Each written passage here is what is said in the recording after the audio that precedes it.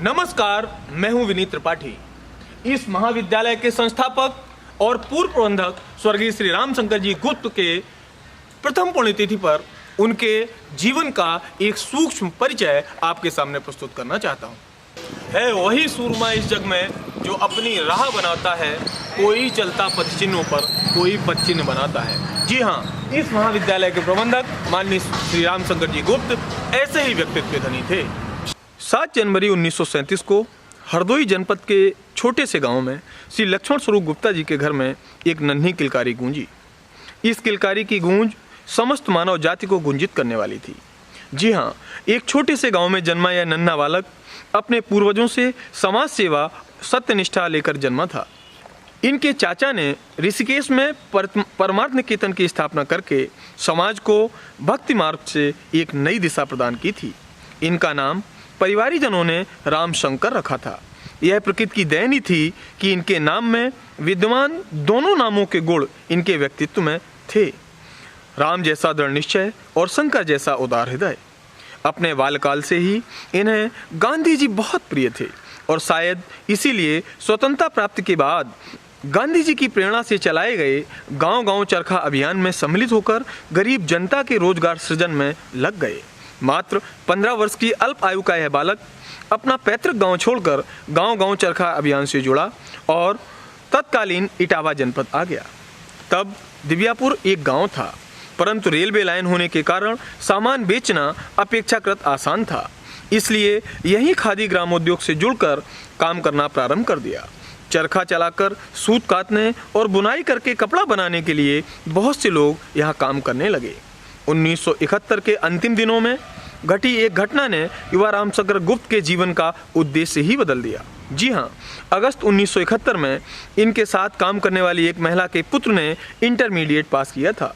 उस शिक्षा प्राप्ति का साधन न होने के कारण उस युवा ने, जो पास के ही ताजपुर गांव का रहने वाला था, आत्महत्या कर ली।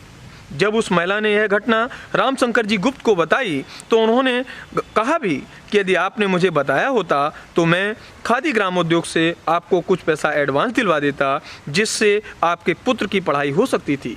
परंतु नीयत को कुछ और ही मंजूर था। वह महिला अपने पुत्र की मौत से इतनी ज़्यादा अवसाद में थी कि उसने भी उसी रात आत्महत्या कर ली।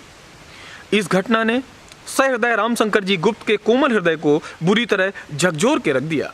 उन्होंने दृढ़ निश्चय कर लिया कि इस प्रकार की किसी भी घटना की पुनरावृत्ति अब नहीं होने दूंगा।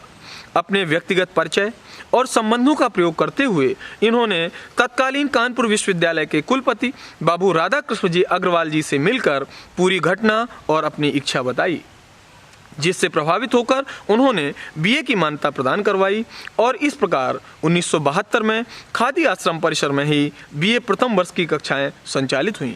यह प्रारंभ था एक अंतहीन यात्रा का। एक वर्ष उपरांत महाविद्यालय की कक्षाएं वर्तमान प्रांगण में प्रारंभ हो गईं। अपनी इस यात्रा में राष्ट्रीय सेवा योजना कार्यक्रम और गांधी मेला जैसे विभिन्न कार्यक्रमों में महाविद्यालय की उपस्थिति प्रारंभ हो गई।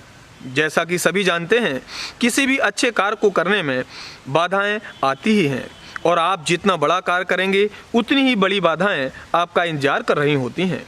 लेकिन इन समस्याओं के समाधान के लिए उनके पास 2 बड़े हथियार हमेशा मौजूद थे। पहला दृढ़ निश्चय और दूसरा आत्मविश्वासी जुनून। तमाम राजनीतिक झंझावातों का सामना करते हुए आवश्यकता पड़ने पर तत्कालीन प्रधानमंत्री इंदिरा गांधी और उनके पुत्र संजय गांधी से भी मिले और महाविद्यालय की स्थापना एवं संचालन में आने वाली किसी भी समस्या का समाधान खोजकर ही वापस आए। इसी बीच सन 1989 में इनकी मेहनत और कर्तव्य परायणता को देखते हुए इन्हें कानपुर मंडल का खादी ग्रामोद्योग मंडल प्रबंधक बना दिया गया। परंतु एक बार पुनः समय ने कुछ और तय कर रखा था। उसी वर्ष अत्यधिक बीमार पड़ने के कारण इनका ऑपरेशन हुआ और स्वास्थ्य खराब रहने लगा। अपने कार्य को पूर्ण समय न दे पाने के कारण और कार्य के साथ न्याय न कर पाने के कारण इन्होंने मंडल प्रबंधक पद से त्यागपत्र दे दिया। विरोधियों की सक्रियता के कारण इन्हें तत्काल प्रबंधक निवास छोड़ने का आदेश दे दिया गया। समस्याओं का अंबार इनके सामने था और रहने के लिए स्थान भी नहीं था। शायद ऐसे ही बुरे दौर का सामना करके आगे जाना इनकी नीयत में था। और इसीलिए पत्नी के रूप में इन्हें एक ऐसी विदुषी प्राप्त हुई थी जो चट्टान की तरह इनके साथ खड़ी रहीं और प्रबंधक जी को पारिवारिक समस्याओं से लगभग दूर ही रखा। इन विपरीत परिस्थितियों में परिवार को स्वयं संभाला।